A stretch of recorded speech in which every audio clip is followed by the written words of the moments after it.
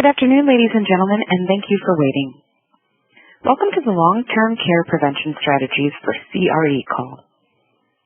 Please note that all lines have been placed on listen-only mode, and the floor will be open for your questions and comments following the presentation.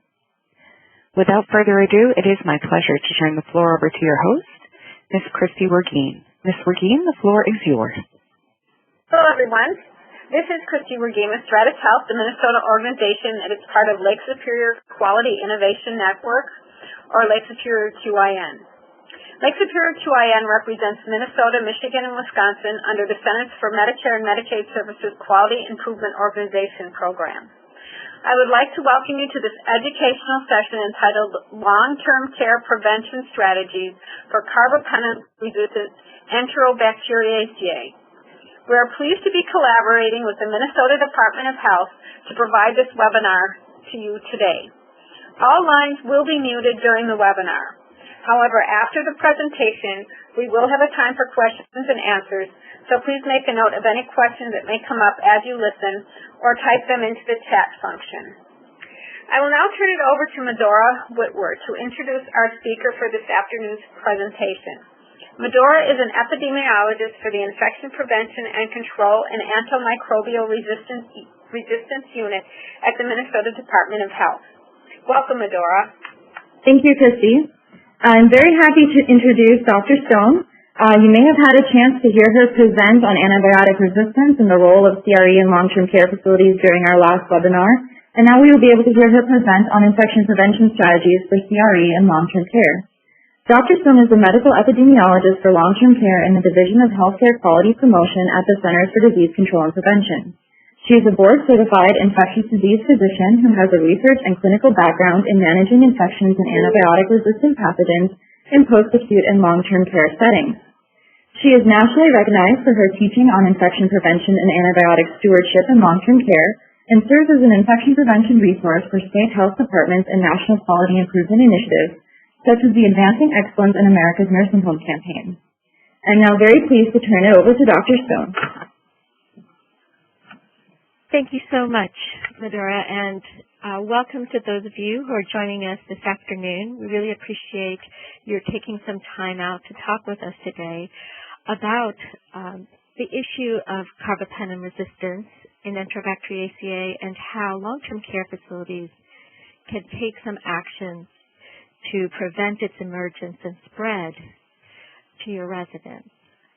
Over the next few minutes, we're going to review the importance of Carbapenem-Resistant Enterobacteriaceae, or CRE, describe some of the strategies outlined in the CDC's CRE toolkit to detect and prevent CRE, and talk through some approaches that long-term care facilities can take to implement CRE prevention activities. Some of you may have attended our previous webinar where we talked about the basics of antibiotic resistance and some of the common resistance patterns in Enterobacteriaceae, but I thought, just in case we have some new folks joining us, we'd do a quick review just to make sure we're all on the same page about these organisms and why we are paying such close attention to them. So Enterobacteriaceae represent a family of gram-negative bacilli, or rods, that can commonly colonize the lower intestines and GI tract in humans. And they have the name entero, which sort of represents the intestines, and then Bacteriaceae because they're bacteria that live in the gut. They are a common cause of healthcare-associated infections. In particular, we see them causing urinary tract infections, especially in the long-term care and older adult populations. They've also been shown to cause lower respiratory tract infections, in particular pneumonias, and bloodstream infections. Some of the common organisms that fall under this family include E. coli, Klebsiella, and Enterobacter. And you can see in the table a few of those species of Enterobacteriaceae that we see. There are two major types of antibiotic resistance that can occur in this family of organisms that we pay close attention to in healthcare settings. The first one is extended spectrum beta-lactamase production. And this is when the bacteria produce an enzyme that chews up the penicillins and the cephalosporins and basically makes the organism resistant to those classes of drugs. The resistance pattern we're focused on this afternoon is carbapenem resistance, or CRE. And the carbapenems, as you may recall, are very broad-spectrum antibiotics that we tend to reserve for the more severe, complicated infections with resistant bacteria. So to lose the effectiveness of these agents can be very scary because we really start to run out of treatment options for severe infections caused by carbapenem-resistant bacteria. There are a few different ways that carbapenem resistance can occur in these bacteria, but the one that we worry the most about is carbapenemase production. And just like the beta-lactamase I just described, these are enzymes that the bacteria produce that can be used to destroy the antibiotics. And why we worry about these carbapenemases so much is that they can be located on highly mobile genetic elements we call plasmids. And these plasmids can be shared across different bacteria, so they can jump from one organism to another, and that makes it easy for this resistance pattern to spread. Another concern is that in addition to the carbapenemase on these mobile genetic elements, other types of resistance can also travel with the carbapenemases. So bacteria can suddenly become resistant not just to the carbapenems, but to many other classes of antibiotic as well. And we have actually seen pan-resistant CRE where we have no effective therapies available to treat them. So as we just talked through, because these highly mobile elements can be shared very quickly, we are focused on trying to contain, identify, and prevent the ongoing spread of this resistance from within our healthcare facilities. We have seen this same ability of resistance to move from bacteria to bacteria with the ESBL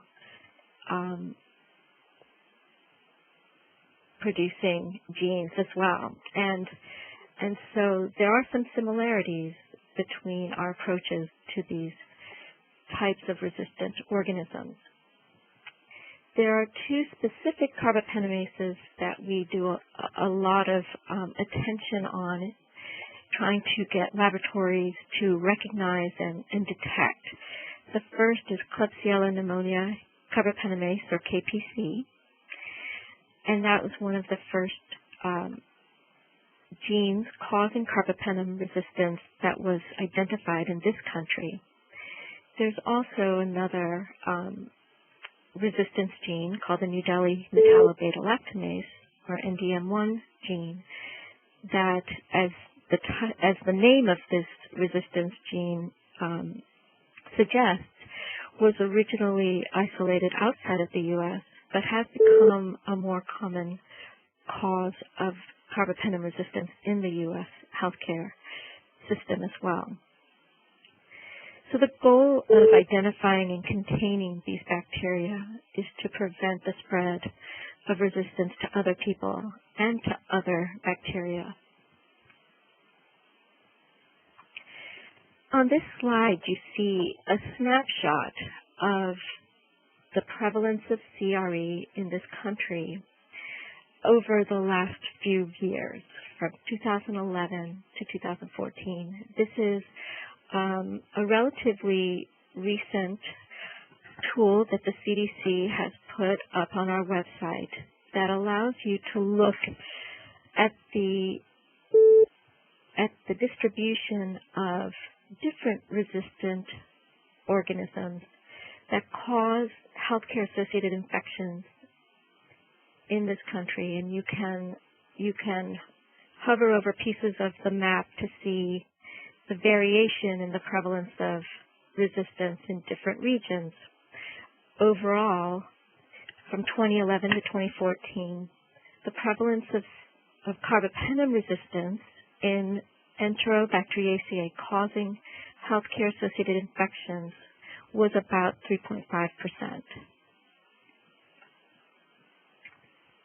So currently, it's not a huge problem, and the goal with our efforts of identifying and preventing the spread of CRE is to keep it from becoming a more prevalent problem across the country. But you can see that almost every state has had at least some CRE identified in the last few years.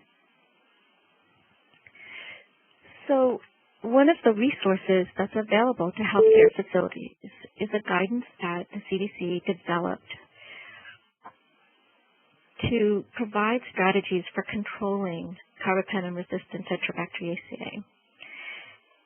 And there are a few high-level strategies that healthcare facilities should take so that they're aware of the problem of CRE within their facility, to have an approach to identifying when patients or residents are colonized with this resistant organism, and then to implement specific intervention to try to stop the spread. And you can see at the bottom of this slide is a link to this toolkit. So just to get to remind us that we see sometimes individuals who may be carrying bacteria on their system but not actually having clinical infection from those bacteria. And it's important just to take a step back and remind ourselves that sometimes it can be challenging to separate those colonizing bacteria from infections. So an example of colonization might be detecting the presence of CRE from a rectal swab that it indicates that an individual may have resistant organism residing in their GI tract, but that doesn't necessarily mean it's causing that individual any harm. It's only when bacteria invade our bodies and cause signs and symptoms of illness that we need to initiate therapy with antibiotics. But we know in nursing homes and when we care for older adults, sometimes it can be challenging to separate colonization from infection.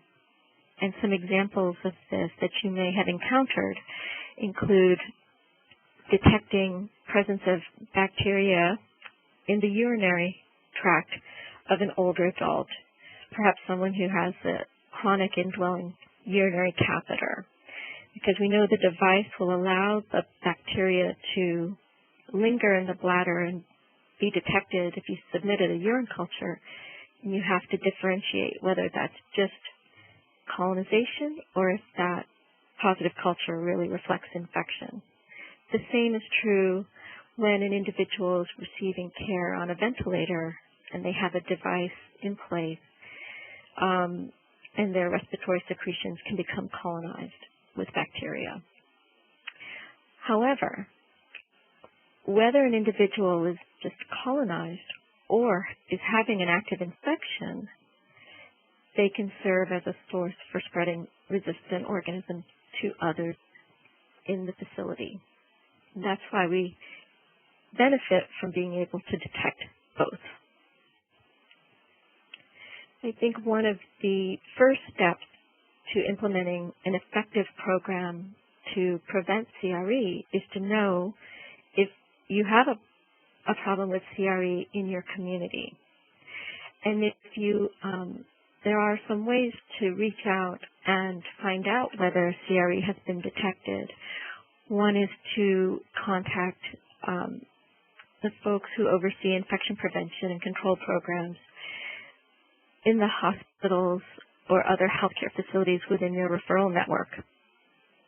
You can also reach out to the state health department and the coordinator of the healthcare associated infections program in the health department to ask whether there are regions in the state or communities in your area that have had CRE detected, because these programs are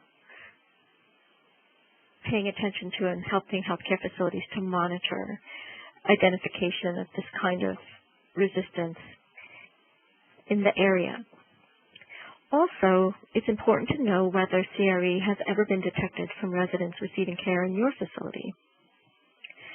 Ideally, information about CRE colonization or previous infection should be communicated between healthcare facilities at the time a person is admitted or transferred from one location to the other. But another strategy that you can employ if you haven't heard but want to make sure that CRE hasn't been identified from residents receiving care in your facility is to reach out to your laboratory and ask them to review the results from clinical cultures over the last 6 months or year to see if Carbapenem-Resistant Enterobacteriaceae have ever been isolated from any of the residents in your facility from clinical cultures. So those are just some ways that you can find out whether CRE is a problem right now in your community or in your facility. There are a lot of prevention strategies outlined in the CDC CRE toolkit, and I've just listed them here in the order in which they're discussed in the toolkit, starting with hand hygiene and contact precautions, going all the way down to doing active surveillance for colonized individuals or implementing decolonization strategies like chlorhexidine bathing. But for me, it's a little bit more helpful to look at these prevention strategies in slightly bigger buckets. So I think about them as some strategies we can use to identify CRE, and those include having a process where your laboratory contacts you if they ever see a highly resistant organism grow in one of the cultures. So if they see carbapenem resistance in an E. coli or Klebsiella, they're going to make a phone call or send an email to the person overseeing infection prevention in your program to make you aware of that immediately. There's a process for ensuring that CRE status, colonization or infection status, is included when individuals are transferred between healthcare facilities within your referral network. Other strategies for identification of CRE include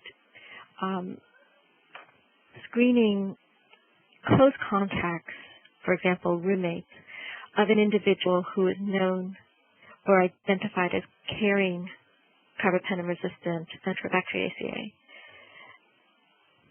So if on my unit I have an individual who is found to have CRE isolated from a urine culture or from a wound swab, I could screen through surveillance other individuals that may be in close proximity to them, like a roommate or the people in the rooms that are adjacent to that individual, just to know whether that CRE could have spread within that unit. Another strategy that employs some active culturing for detection of CRE is what we call active surveillance for colonization. And some hospitals do, for example, active surveillance for MRSA, where they send nasal swab cultures from new admissions or people who may be about to have an elective surgery to see whether they're carrying MRSA in their nose. You can also do active surveillance for CRE colonization that's usually done by a rectal swab.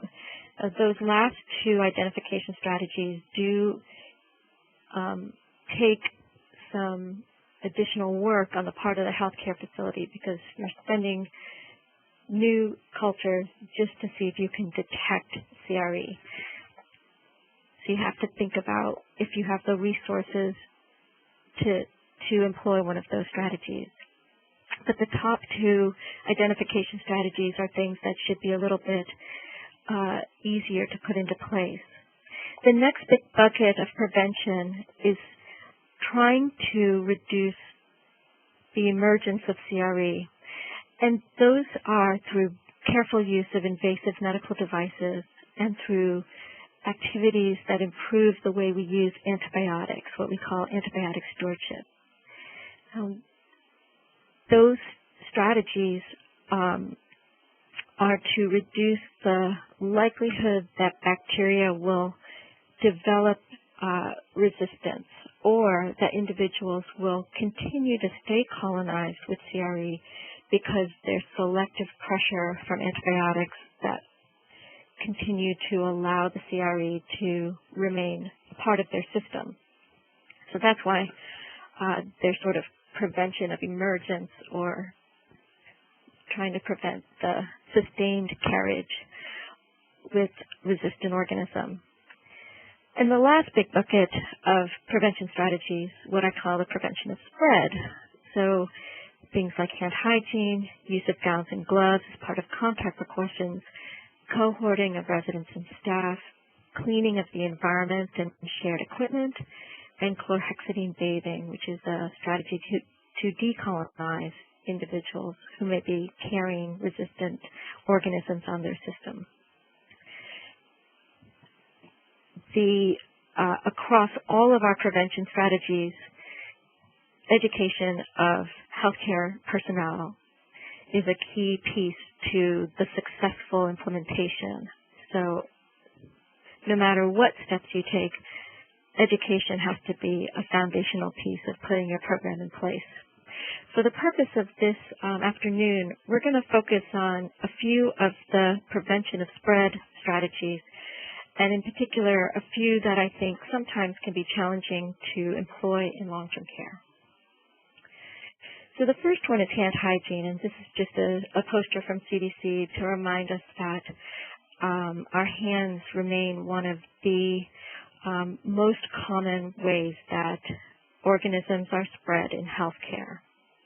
And just by cleaning them regularly, consistently between all of our patients during care activities, we can do a lot to prevent the spread.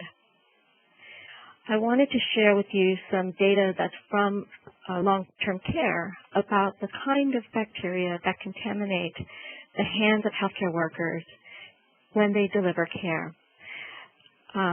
This was a study that cultured the hands of individuals immediately following their care of residents before they performed hand hygiene.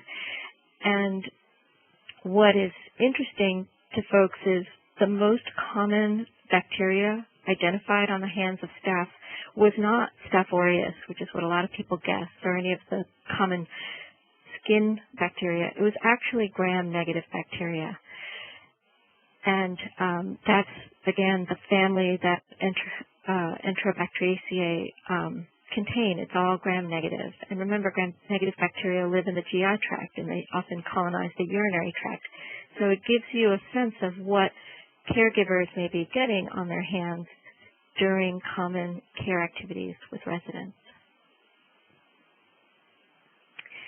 So there's an opportunity to teach and reinforce the moments of hand hygiene during resident care. And I've just listed here the primary moments for hand hygiene. And hand hygiene should be done whether or not gloves are used before and after interacting with residents. At the bottom, you see a few of the moments are highlighted in yellow, and those really represent the times where hand washing is preferred over the alcohol-based hand rubs. But largely, we promote alcohol-based hand rubs as the primary hand hygiene method because we know that they tend to be more effective at disinfecting hands. As you're thinking about hand hygiene in your building, it's helpful to understand when healthcare staff have perceptions or beliefs that could be barriers to hand hygiene compliance. And this is data from a study done about 6 years ago actually, that surveyed healthcare workers in long-term care facilities. And you can see some of the barriers that people reported around their hand hygiene compliance. Quite a large proportion, about a third of people, didn't feel like the CDC hand hygiene guidelines were applicable in their setting. And despite knowing the guidelines, a lot didn't feel like they could or would be able to implement those moments in their current practice. Some of the issues there included lack of access to appropriate hand hygiene supplies, and in particular, you see more people had limited access to alcohol-based hand rubs, despite there being a more effective product than having access to a sink with running water and soap. A lot of healthcare workers, not just in long-term care, have issues with workload and just forgetfulness because they're so busy. And you can see that depending on the type of healthcare staff you're interacting with, they have different levels of challenge with their hand hygiene compliance. I think one of the most striking things in the study that I saw was the fact that so many healthcare providers didn't get feedback on their hand hygiene practice, and that we know is a real opportunity for improving behaviors. When people receive feedback on their individual practices, or if they get feedback as a unit, for example, compared to other units in the building, they start to become more aware of opportunities for improving hand hygiene. So if you don't have an auditing and feedback program as part of your hand hygiene program, that may be something to consider. And here are some other strategies that you might consider and look at in your building in terms of improving hand hygiene adherence and efforts. And accessibility, again, of product is a major need for a lot of long-term care facilities. Having that feedback on performance and knowing what the gaps and barriers might be so that you can help staff overcome those in their own practice. Moving from hand hygiene then to use of contact precautions. This is an excerpt from the current regulatory guidance for infection control programs in nursing homes, the FTAG 441 guidance. And it says, in nursing homes, it is appropriate to individualize decisions regarding resident placement, shared or private room, balancing infection risks with the need for more than one occupant in a room, and the presence of factors that increase the likelihood of transmission. And I think that provides a lot of latitude for what we do when it comes to implementing gowns and gloves and contact precautions for our facilities. Similarly, the CDC guidance around how to manage multi-drug resistant organisms in healthcare facilities leaves a lot of the judgment open to long-term care facilities about how they want to use gowns and gloves. Here's the language from that guidance from 2006. It says, consider the individual resident's clinical situation and the prevalence or incidence of a multi-drug resistant organism, or MDRO, in the facility when deciding whether to implement or modify contact precautions in addition to standard precautions for a patient infected or colonized.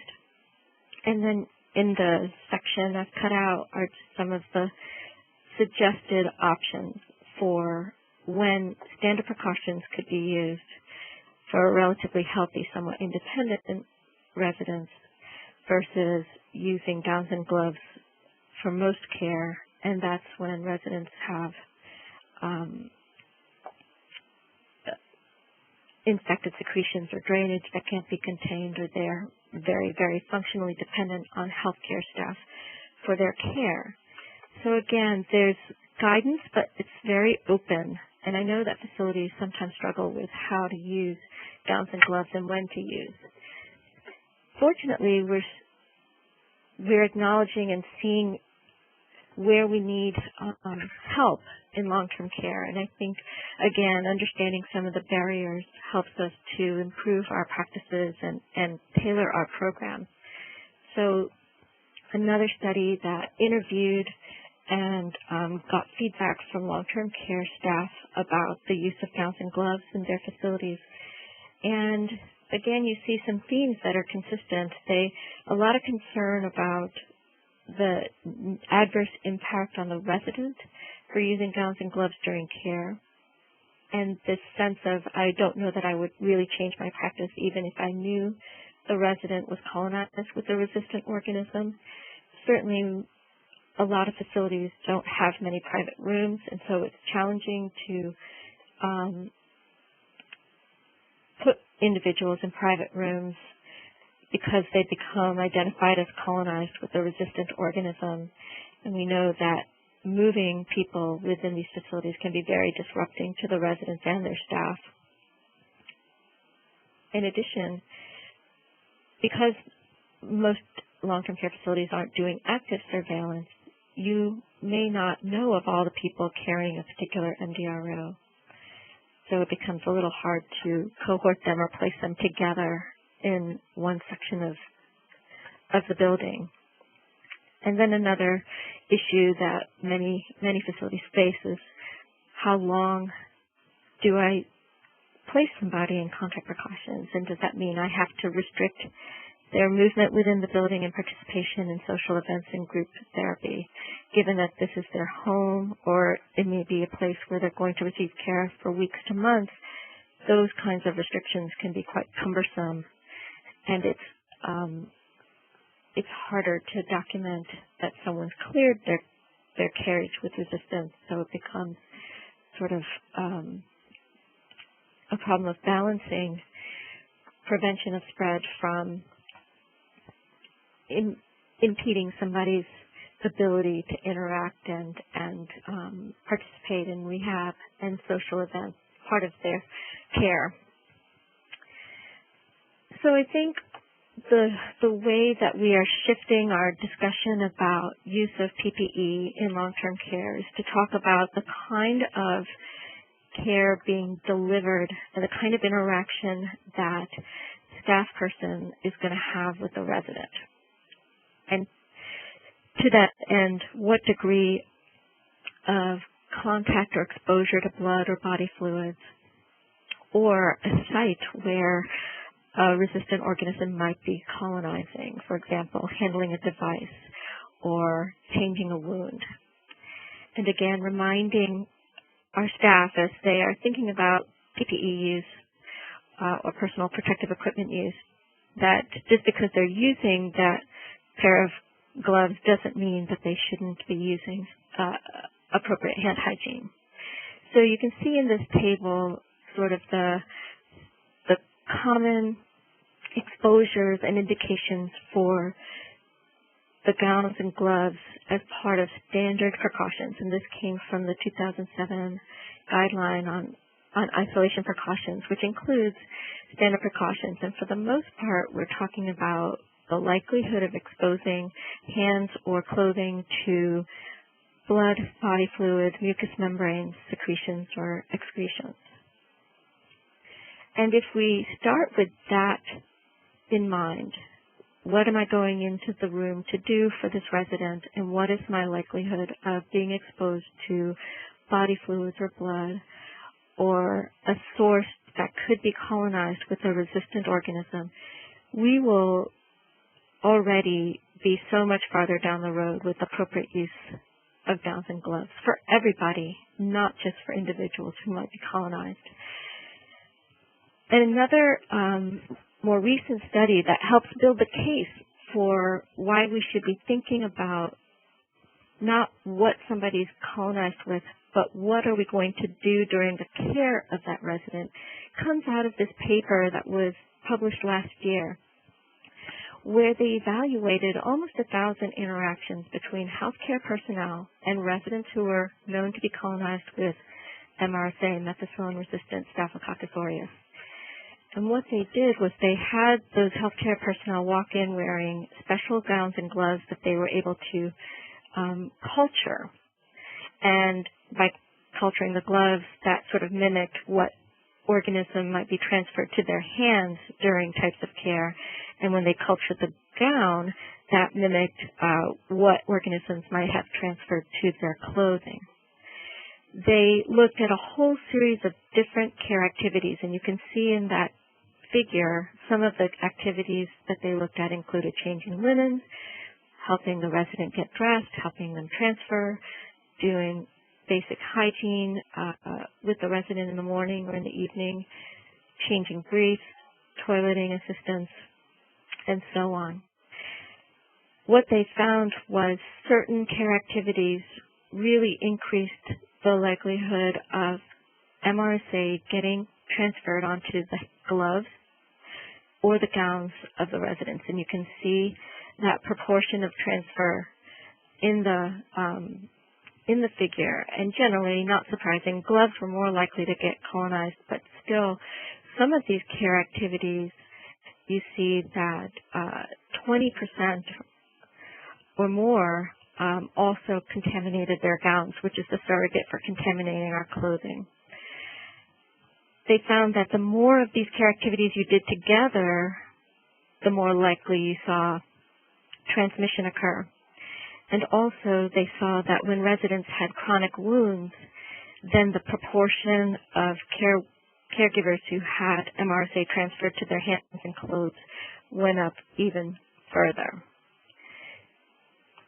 So this study starts us to think about the very common activities that we do every day with residents that are likely exposing our healthcare workers to transfer of resistant organisms to their hands and clothes.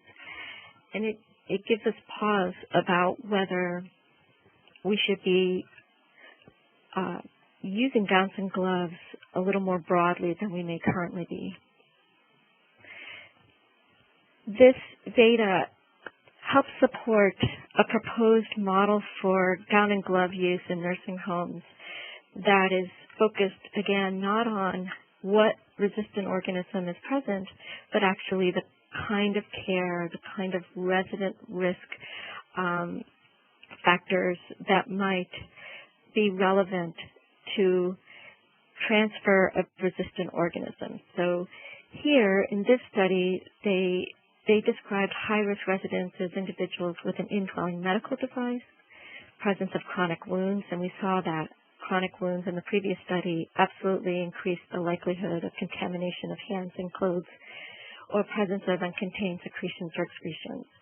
And what they're proposing is that whether or not somebody is known to have a multi-drug resistant organism, if they have one of these high-risk factors, gowns and gloves might be part of their care, especially morning and evening care, which are those bundles of care activities where there's the most likely transfer of organisms from the residents to the caregivers. So in this paper, they describe preemptive barrier precautions. And this is not the same as putting somebody in isolation and restricting their movements. It's really talking about how we use gowns and gloves during resident care activities. And what you see on the left side of this table is that if a resident had an indwelling device, they propose that gloves be used when they come into the room to provide assistance with those basic high-touch activities such as getting dressed in the morning, performing hygiene, transferring from the bed to a assist device, and that the gown is also used for those activities where they may be exposed to blood and body fluid. The benefit of this approach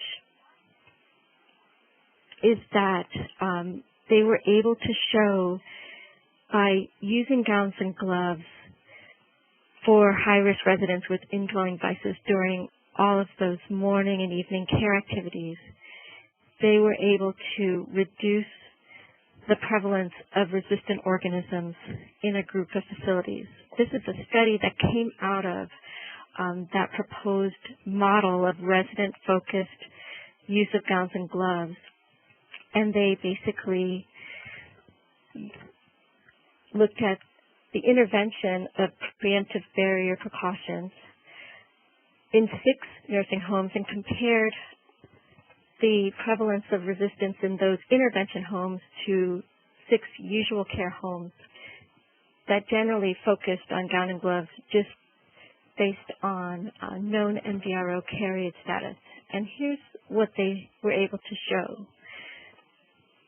They saw a statistically significant reduction in the number of individuals colonized with MDROs among the group, controlling for the numbers of people who had indwelling devices in the building. And some of the biggest impact they saw was a reduction in MRSA, but almost all of the common resistant organisms went down in these intervention homes where they were using gowns and gloves during any AM and PM care and any device care and wound care for any high-risk resident with an indwelling device.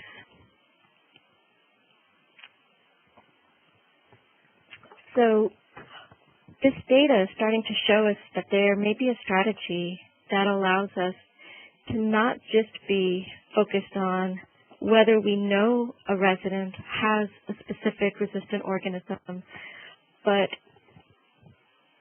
focused on whether we know a resident has a risk factor that might put them at increased need or risk for a resistant organism. It allows for somewhat simplified messaging in terms of when gowns and gloves should be used. It also starts to remove the stigma of gown and glove use during resident care, because now it's not, oh, you have a resistant organism and therefore we're going to use gowns and gloves. But instead we're saying we are using gowns and gloves so that when we care for you during this time when this device is in place or during this time when this wound is healing, we don't expose you to an antibiotic-resistant organism or allow them to spread to anywhere else. Now, it is a shift in the way we normally use gowns and gloves, and it may increase gown and glove use during care for a subset of high-risk individuals in the building. So those are some changes that facilities have to consider. But there's starting to be some data that this approach is feasible in nursing homes and it's effective.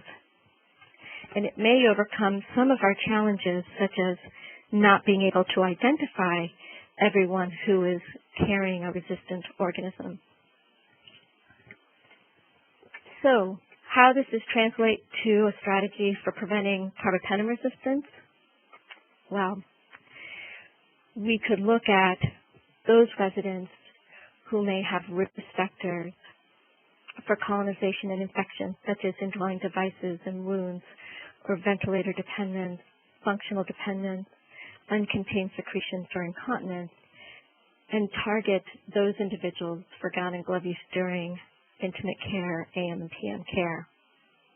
May also say that when we're going to perform some of those higher risk care activities that could increase transmission of CRE to the hands and clothes of healthcare personnel, like linen changing or assisting individuals with toileting or doing wound care, it's another time to use gowns and gloves. And to remember that even though we're using gowns and gloves during these direct high-risk resident care activities, it would not prevent individuals from participating in other social activities if those sites of CRE colonization are covered and contained effectively.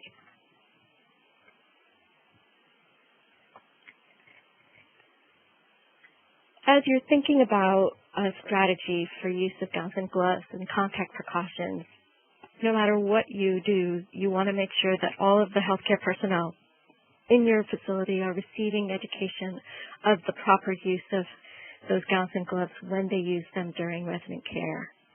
It's also key to be able to communicate to staff, caregivers, families, and residents about your approach to using gowns and gloves during care as part of preventing the spread of resistance, so they understand the rationale and why gowns and gloves are used during certain types of care. Just like we talked about with hand hygiene, you want to be able to provide cues to action and monitoring and feedback for adherence to gown and glove use to make sure your staff are really practicing at the bedside what you want them to do in terms of your policies. And then you can focus on discontinuation of gown and glove use based on the resolution of resident risk factors. So if the devices are removed, the wounds are healed, secretions are completely contained and resolved, then you can discontinue gown and glove use as their risk goes away. And that sometimes makes it easier than trying to demonstrate clearance of an organism. There are some other basic strategies for knowing how to place residents in the building that you are probably already thinking through when you bring in new admissions. It often comes back to, do they have risk factors for transmission? Do I have, for example, active diarrhea that might be indicative of an infection with something like C. difficile that we know is highly transmissible. And during those periods of time when someone has those higher risk signs and symptoms, that may be the time when they need to have a private room or be able to stay separated from the community. Once those signs and symptoms resolve, then it's a safer opportunity to place them with other roommates.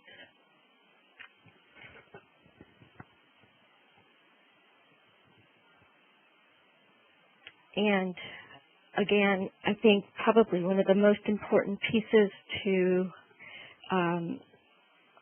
resident placement and restriction of resident movements is that if somebody is not able to participate in group activities because they have active signs and symptoms of an infection that might be contagious, such as vomiting and diarrhea, or a new cough and fever, then as soon as a diagnosis is made or their symptoms resolved, then they should be brought back into the community, and those sort of movement restricting precautions should be lifted. So I think hopefully this has given you some ideas for how to start to become aware of and take steps to prevent the spread of CRE among the residents in your facilities. Understanding whether CRE is an issue in your community and some of the risk factors for people to become colonized with CRE, such as presence of devices and wounds, can help guide the prevention strategies that you employ.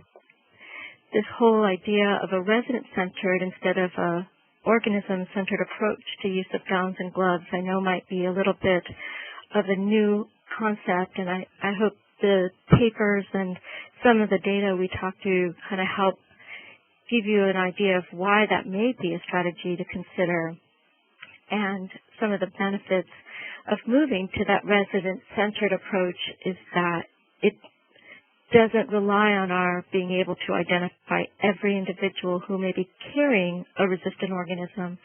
It instead allows us to focus on those resident risk factors as we do our care planning and think about those high-risk activities where there's the greatest likelihood of transmission of resistant organisms to the hands and clothes of caregivers as the justification for using gowns and gloves in our building. And if you are able to talk through with your healthcare personnel and your frontline staff their perceptions and some of their concerns with these prevention strategies, whether it's hand hygiene or gown and glove use, then those conversations will help you to provide the education needed and the information they need to make sure that their practices at the bedside are the most effective at preventing the spread of CRE and other resistant MDROs. So I think I'm going to stop there and see if in the last 5 to 10 minutes there are any questions or comments. And thank you all so much for taking some time out to talk through this issue with us. Thank you, Dr. Stone. We appreciate that. So as Dr. Stone mentioned, we now have time for questions or comments. Operator, can you remind our participants how to get in queue for questions? Certainly. The floor is now open for questions. If you do have a question, please press the number 7 or the letter Q on your telephone keypad. If your question has been answered at any point, you may press 7 or Q again to disable your request. Please hold while we wait for the first question. You could also put questions into the chat box if you would feel more comfortable with that.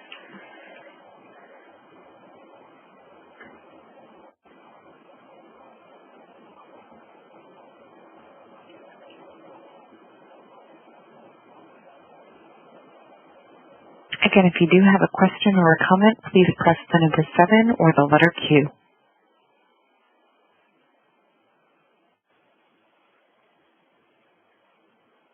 So I do see one question in the Q&A section that has to do with when should a facility consider using active surveillance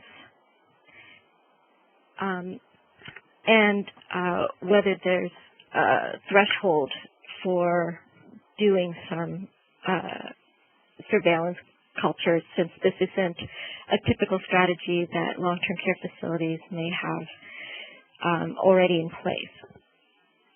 So I think one approach to this might be to start with the screening of close contacts if somebody in the building is identified as carrying CRE or being colonized with CRE. The goal of screening individuals on the unit with them or roommates would be to see if that organism may have spread to others in the immediate proximity of that individual. And that may be a little bit of an easier starting point for long-term care facilities who are trying to get a sense of whether CRE is a problem in their building. If they identify several additional people who are carrying CRE, then that may indicate that there are needs and opportunities to improve the prevention, but also it may indicate that there are individuals coming in from other healthcare facilities already known or already colonized with CRE, but that the nursing home isn't aware of it. So if you, in order to know how to continue looking for CRE carriage, you may have to understand the people who are colonized first.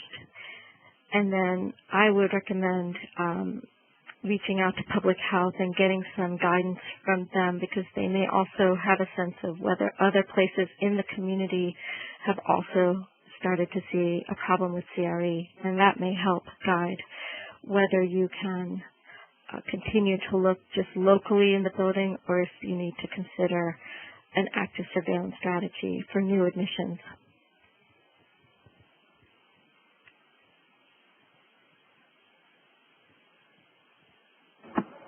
Thank you, Dr. Stone. Are there any questions in the queue? We do have a question on the line from Teresa Boone. Teresa, please go ahead. Hi, I was just wondering if there's been any discussion about the cost implication to the facilities for such a kind of widespread use of gloves and gowns for our colonized individuals. Thank you. Thanks, Teresa. It's a really good question. One of the researchers who evaluated the high-risk activities, resident care activities that were associated with transfer of organism of MRSA in that study to hands and clothes of caregivers is doing a follow-up evaluation to look at the cost impact. I think we need to understand whether a broad approach to gown and glove use for all types of care, or a more narrow focused approach to gown and glove use for just high-risk residents where there may be fewer individuals at a given time with things like indwelling medical devices and wounds would be more cost effective. But that work is being done, and hopefully there'll be a little bit more information about which approach is the most feasible for facilities. Dr. Stone, there's also a question in chat. It says the gown glove use for those at risk versus confirmed MDROs makes perfect sense. Does the CDC plan to revise and make this a standard versus suggested approach in the near future? Thanks for that question, and also for the feedback. I do think that we need to revisit our MDRO guidance for long-term care in light of some of these new research studies that have come out in the last year or so. I wish I could give you a more specific timeline on when that will happen, but I will say that some of those papers are cited in the toolkit for CRE, and so we're starting to incorporate some of this evidence that's coming out in long-term care as we put newer guidance out for facilities to consider. So it's definitely on our list of things to revisit, and especially with a growing population of short-stay residents who do tend to have more device and wound exposure. We'd like to provide a little bit more advice for nursing homes. Thank you. Okay, it looks like we've come to the top of the hour, so this concludes the educational session. Thank you again, Dr. Stone, for speaking with us today, and thanks, Medora, for organizing the webinar. As you exit from this webinar, a window will open to short evaluation, and I've also included the link to the evaluation in the chat box. Please take a moment to provide feedback on today's session. Once you've completed that evaluation, you will receive a certificate of completion. Please make sure that everyone on your team that has participated in this webinar receives a copy of the certificate. The session was recorded and it will be available on the Lake Superior QIN website within a couple of weeks. Thank you again, everyone, for participating, and thank you, Dr. Stone. Thanks so much.